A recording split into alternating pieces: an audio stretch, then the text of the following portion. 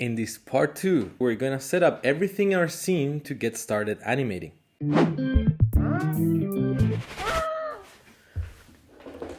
Hi, I'm Luciano and welcome to the adventures of LollypopMan. In today's part 2 of Animating a Shot, we're gonna bring our sound, prepare our frame range, our constraints, our camera, and leave everything on the scene setup ready to get started. So if there's anything that's not completely clear, leave me a comment down below and I'll do my best to explain it to you, or maybe include it in a further video. Remember to check out my Gumroad for more products or my affiliate links that I have down below from the Blender market, like the animation layers add-on and many other really great tools that will improve your animation workflow. Other than that, remember to like and subscribe and let's get on with it. So we have our assets in our scene. Good stuff. Now let's set it up. Let's prepare our the stuff for a shot. So I'm going to do like something like 60 or 90 frames shot. Actually, let's say 72. I have an audio file, which is important because it's an acting-ish shot, and basically it's going to be Rocket Girl. It's inside the ship, and the ship has the lid open, and she goes like, where's the audio? Wait, which we should put in the sounds folder, by the way. So I think this is in my desktop. See, my desktop is a mess. Popular promise shopping. This one. So she says, getting loser, we're going shopping. And then she gets inside the ship. I got the file here now. And so why did I want shopping, like a video editor? Because in Blender, if you drag and drop this, really nothing happens. If you drag and drop it into the timeline, nothing happens. So we can go to the video editor and you can drag and drop this into the video editor and something does happen. And there you go, you got your audio file. And so we probably want to see our waveform. You can just go view and then, where was it? Not here. This header is for the timeline and we're looking for this header, which will allow us to show waveforms on. And so we got a waveform there. So good stuff. Getting loser, we're going shopping. So that's more or less what's going to happen. So let's do that. So let's go into layout, set up the shot. I'm going to go into pose mode with my ship. It's usually easier to work around the axis of the scenes. Obviously, that's not always the case. And you need to learn to live with that. I still try, but okay. And then instead of like having a skewed scene, you skew your camera position and your characters and stuff like that. But if the main things of the scene are along the axis, it's gonna make it easier for then cleaning up and everything. So I'm going to put that there, right? Where is the camera? I'm gonna turn that on. And so the camera should be here. And so here there's two things. Usually like regular normies like us would probably use the camera.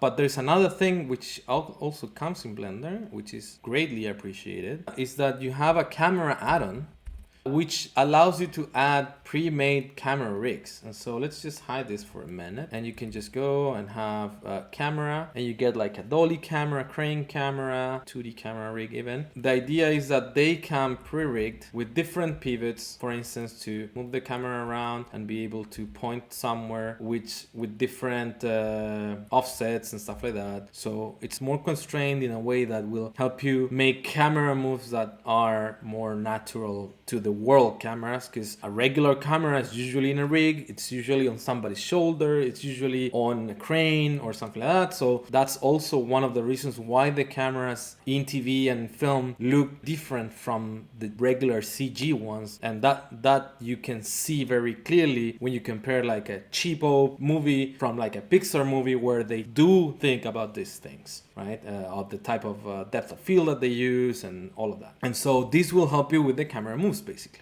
And so you have this rig and we can delete this one. So make sure that when you're going to delete something that contains something, you select the hierarchy and then delete it. So it deletes all of it. And so I'm going to try the other one, the crane one. And so the crane one is similar.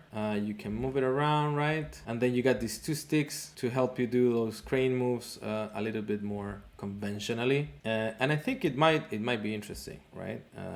And also the good thing about this is that all of the properties of the camera, like the focal length, the clipping, etc., the depth of field, they're all contained in the rig. So transferring from one file to the other one is easier than if you only have the camera, because a lot of the times the objects that have an armature and you have all of their properties linked to the armature, they work with these actions, and those actions contain all of the properties of all of the different parts of the rig. Whether if you have for instance a camera with an empty, then you got two different actions, one for the empty, one for the camera, and so on. So the more things you need on top of that, the more actions you'll have. And so if you have to transfer animation from one side to the other, it will become a mess. And so this way, if I create one keyframe, I don't have to touch the camera object at all. I only need to touch the insides of the rig, and that has all the properties that I need. And yeah, it makes it much better for iteration and handling and stuff like that. So I can put this guy here, for instance. I think the camera is going to be low. You can see that. And now, for instance, that's when I start using the animation one. So you get the two separated windows. I'm not super fond of that, but I'll tell you why. So say, in this case, this is the master one, so it would move everything. So let's just put it around there, something like that. And then I can actually, use this one. As you can see, this one, if I scale it, so something like that maybe. Also, I can move this around from there, or this like that. And as you see, like, it's a more mechanical way to work with the camera.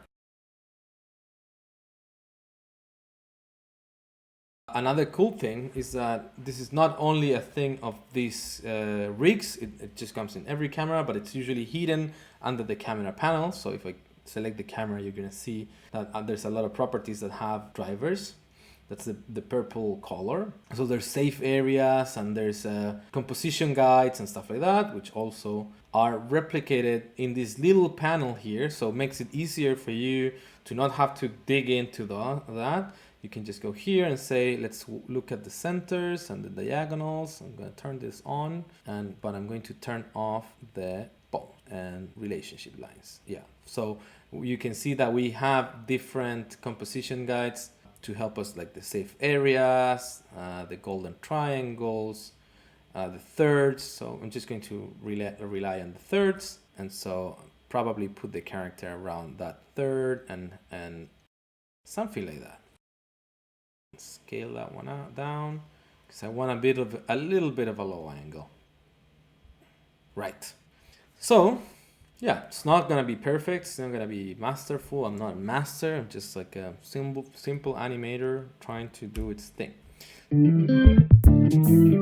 So we got that, and so when I told you what I wanted to do of the ship shooting off at some point, I probably want to constrain her to the ship. So constraints. Usually the one constraint that you're going to use as an animator is the child of constraint. That's the one that you're going to use the most because it allows for having offset. Like if I parent this cup here, then it stays there. Or if I parent it here, it stays there. Like it's not like the other constraints. The other constraints just like lock on the position or the rotation, the exact one of the origin bone. So we want to put here, we can see this. So at this point, we're not seeing much of her rig, by the way. But we're going to go into post mode into that rig as well. There we go.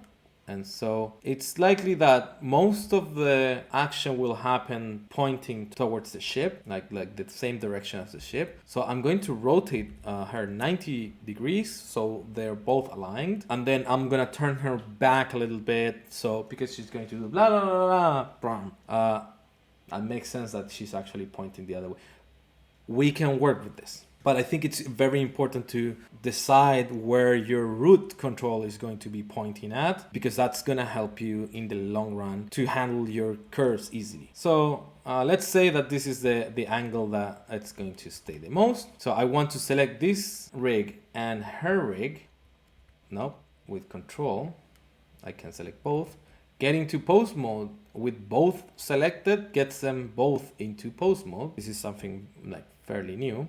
And then I can shift click the master of the ship and the master of her, because I want her master to be attached to the ship. And then the easier way to create a constraint is Control Shift C, and then you get the child of constraint. And so you need to select first the parent and second the child, because the object that receives the constraint, that gets it into its constraints panel, that's the one that has to be selected last. So if I go and check this one out, there you go. And luckily now, most of the time, stuff doesn't jump around. And so now if I select that one, then both move together. Sweet. So I hope you enjoyed this video. Let me know if everything is clear in the comments below. Also, I'm really excited. I just got my Oculus Quest 2, and I think it would be very cool. Maybe I can show you how to explore your scene in VR. So if you want to see that video, let me know in the comments below. And yeah, like if you like, subscribe, and see me next time.